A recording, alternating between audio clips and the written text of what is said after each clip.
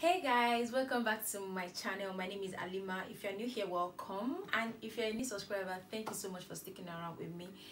Today I want to share my thoughts about the only pandemic that we're dealing with right now in Nigeria, which is SARS. But before I dive right into my thoughts, I would like to use this opportunity to send my deepest condolences to the families of all those that lost their lives. My heart goes out to you, and I'm sending love and light your way. So let's dive right into my thoughts. Hola.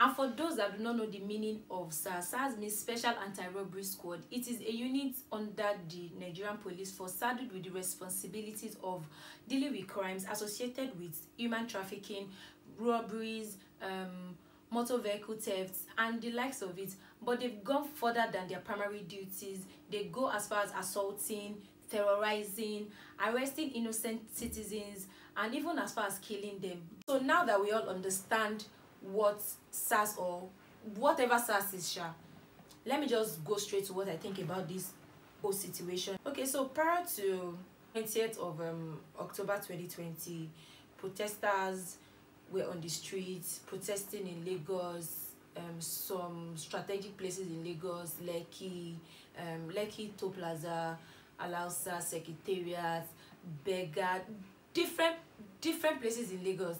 And to my knowledge, it was peaceful. I kind of had like first-hand experience. I think I was coming from Lagos Island, and the BRT I took could not pass through because there were roadblock. So there was nowhere to pass. I had to pass through the protesters to cross to the other side so I could continue my journey. So I saw them chanting. In fact, I was so drawn to, staying right there and continuing the Aluta, but I couldn't I couldn't join them, not because I'm against what they are doing. I'm fully for it, but just because I had somewhere to be, so I just had to leave there. But I dragged a bit to see what was happening. Let me even have a feel of it, which I did, and it was peaceful. It was just group of people chanting end SARS, end police brutality. They wanted accountability, and they were speaking for all of us, so I could feel their pain. Then later they were supposed to have not party per se, but just to relax a bit. They were supposed to have a party on Friday, then watch ball on Saturday, then screen church service on Sunday at Lekki Toll Plaza. But I think all that got cancelled because they thought some people would take advantage of that fact and probably start messing around and all.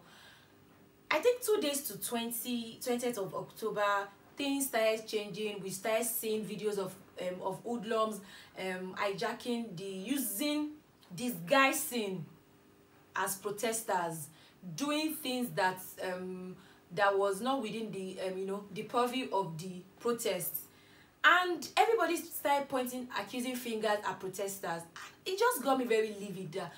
Why would you think someone that started this thing with the mind of getting attention, attracting attention, and getting a positive change would even go to the extent of doing these things just to get the attention? To me, it didn't make sense. And it was at that point that I just concluded that this must have the hands of the higher people, in quotes. Because why would some group of people that stood by through the week watch you protest, and maybe at a point they were even part of it, you don't know, then they just suddenly they suddenly drifted away from what the whole thing was supposed to be about, and they just started doing some other thing just for their selfish interest? I don't think so.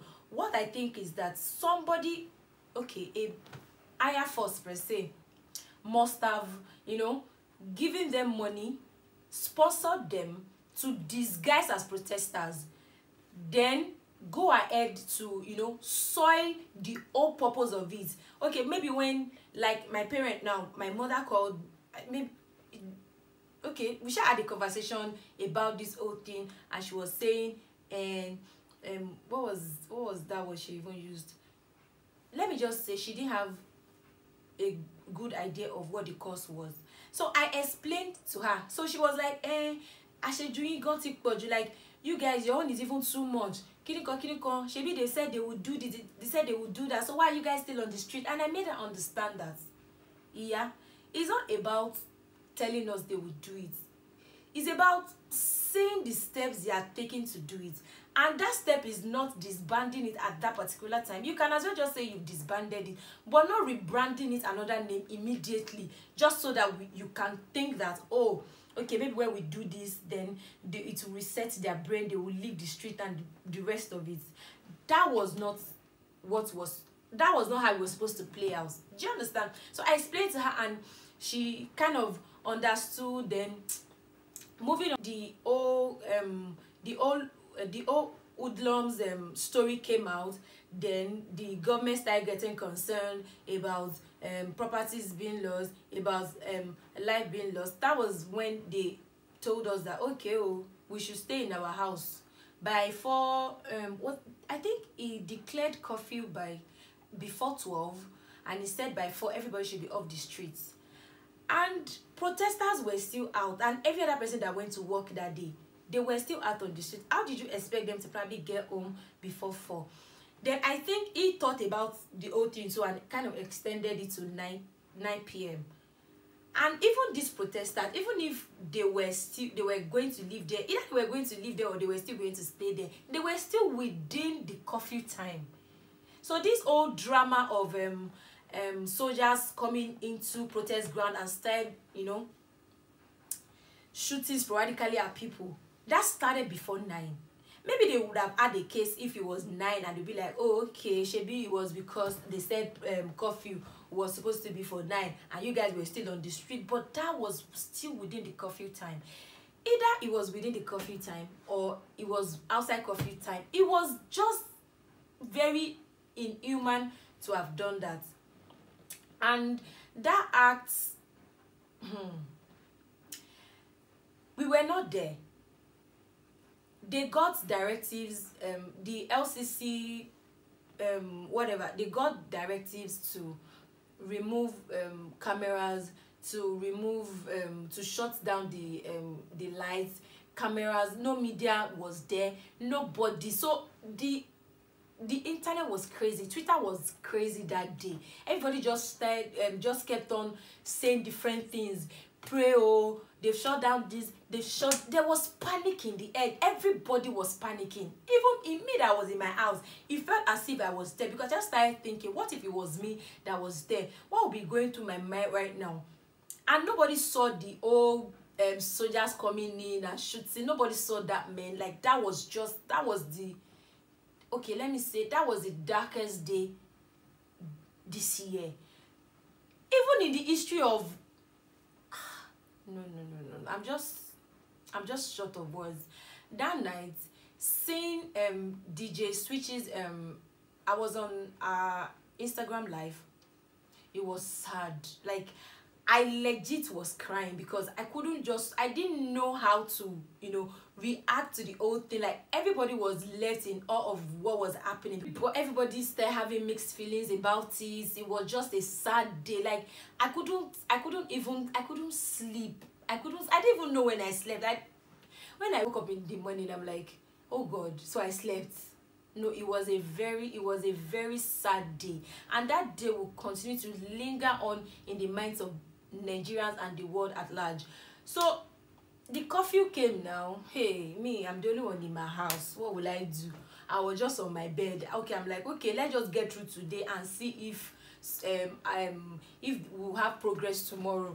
Only for me to wake up the next day and I was already tired of everything. Everything just, like, we're just seeing different things started unraveling, and I'm like, ni luta wa yi no. It was very sad, and my experience inside this house was not even helpful at all. Like, I legit just lay on my bed. I had backache all through because I could not go out. I was living in fear. I was just thinking, oh, maybe I'll be in this house now, or somebody will shoot in Beggar, stray bullets will come and meet me in my house. Like, it was crazy. And that was how my mindset was until was, you know, on Saturday.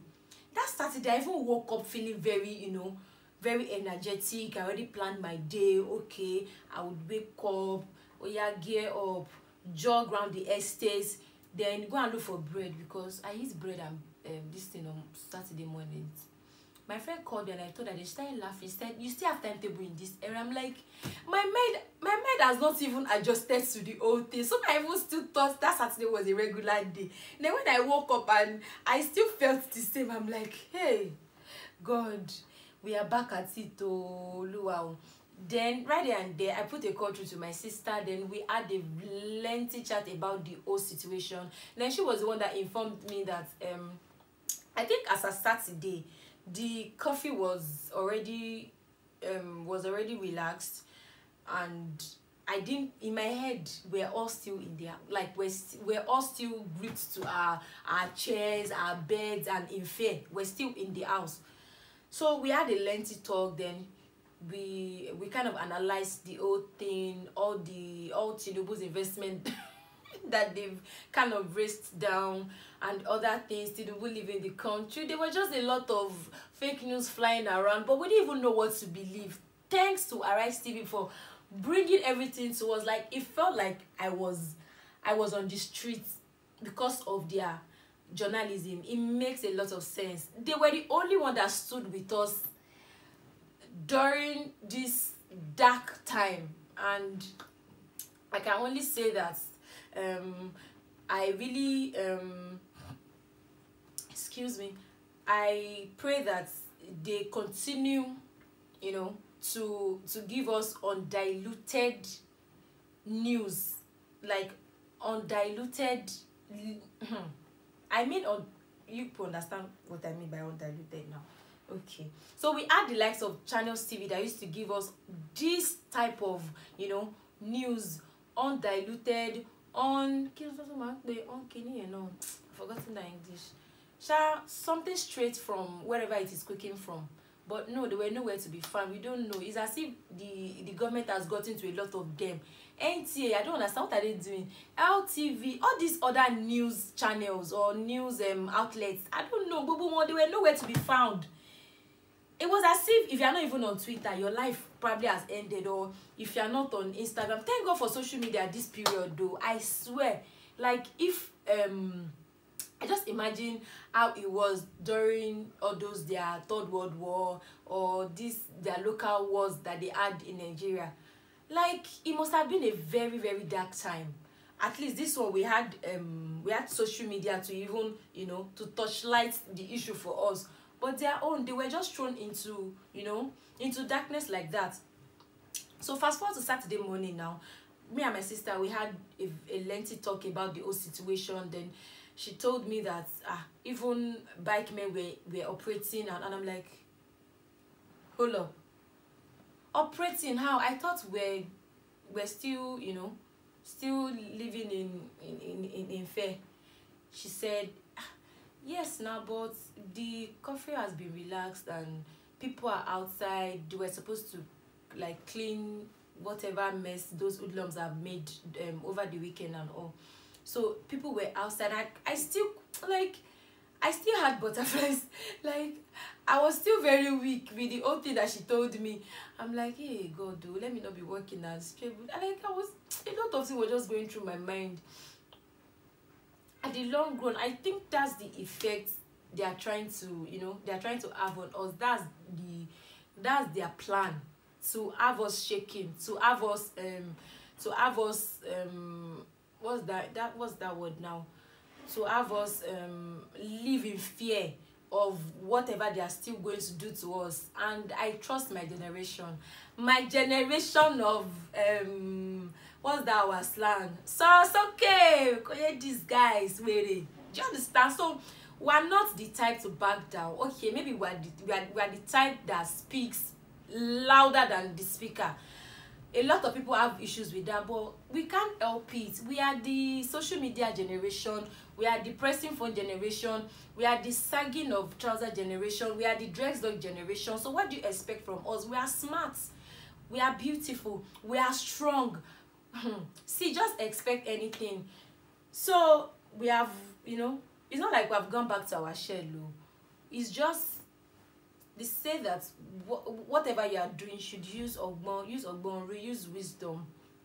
So even if we're not on the streets as of now, we are behind somewhere, we're in our houses strategizing, going strong on social media, going still, you know, still flaming the, you know, the hashtag. We're still tweeting, we're still hashtagging, we're still getting the world to know what is happening in our country. End police brutality, end SARS, end bad governance. 2020 as it is brought a lot of pain to people at different points in the year.